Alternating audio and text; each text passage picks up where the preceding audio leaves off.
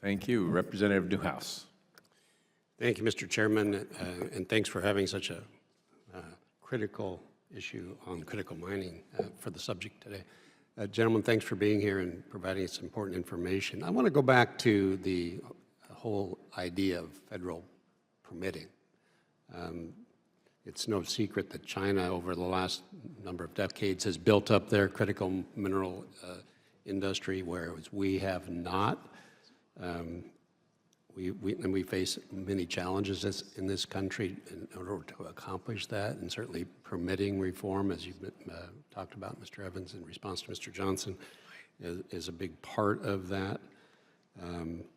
So I'm thinking that this is good timing to bring this issue up, because we're looking at, in Congress right now, addressing some of the critical aspects of building out infrastructure, and that could mean a long list of different things, and certainly mining is part of that. So I'm glad we're talking about that today.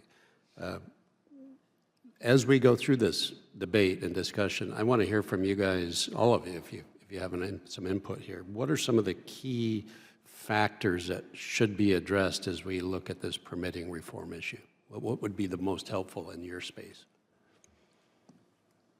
Putting at least aspirational, but hopefully more firm time limits on things, the formal permitting process, and I also think the same around the appeals process. Again, it rolls down to sometimes who the federal judge is, whether they're going to allow more folks into the trial itself. It's very unpredictable.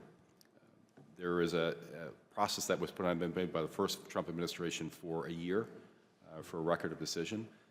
It's difficult, partly because actually it's difficult to find folks. We're in Nevada. Nevada's a great state to operate in. It's a mining state, and we're proud of that. But in other states, you perhaps don't have the same experience nor the amount of staff to actually get that done. I think as well, you can work with private companies where they can assist actually through the permitting process with actually more help for the federal government in terms of outside resources that they need to actually move things forward. And I think once you get to a point where there's a decision and there's an appeal, there has to be some sort of time limit on that as well. I could have been in construction a year and a half ago. Between the manipulation of price and driving it down, the lengthy process that we had to go through appeals where private capital is afraid to come off the sideline, and even legislation we have here, the loan can't even be closed and drawn until you have no more litigation. And it's all compounds and slows things down. And in unfortunate cases with some companies, it bankrupts them.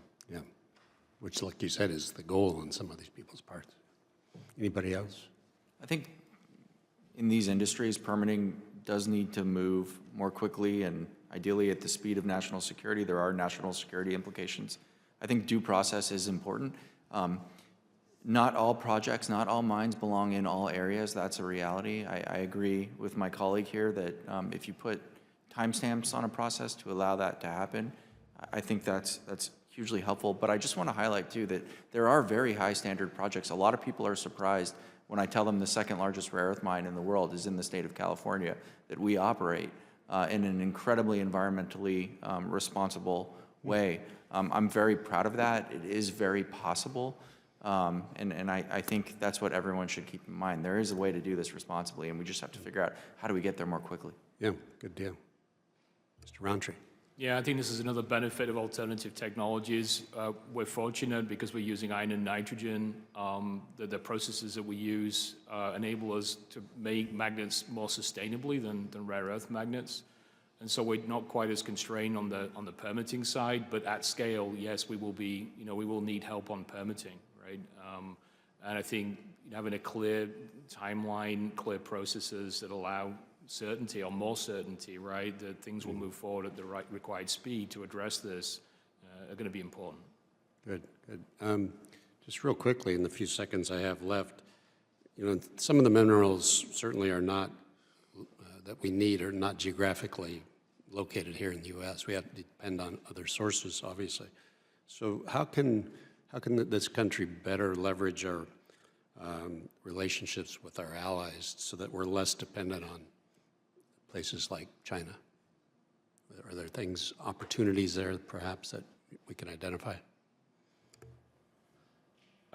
Maybe I'll go first.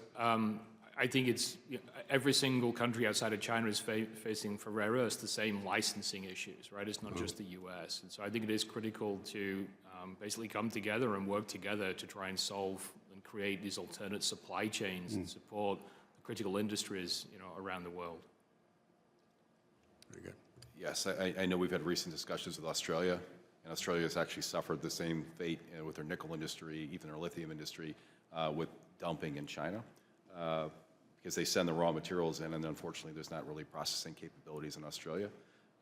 Canada is another country that we've done a lot of work with. We can continue, they're neighbors next door, and they're rich in some of the minerals that we don't have here as well. Even countries, even the European Union, I don't know what their mining regime is like there as well, but in Scandinavia and other places there are actually good deposits of actually critical minerals as well. But we're all suffering the same issue, and I think it's all coming to roost. All these countries that we somewhat sold our soul and allowed China to take the narrative here. It's hollowing out the downstream industries, which are highly technological. This country is going to retard their growth because the Chinese can shut off this whenever they want to. Yeah, right. I would just add, support U.S. companies projecting American capabilities abroad. I think we have to go abroad in some cases, and it should be American companies doing so. Oh, great. I appreciate it. Again, thank you guys for being here. And this is just the beginning of this conversation. Thank you, Mr. Chairman.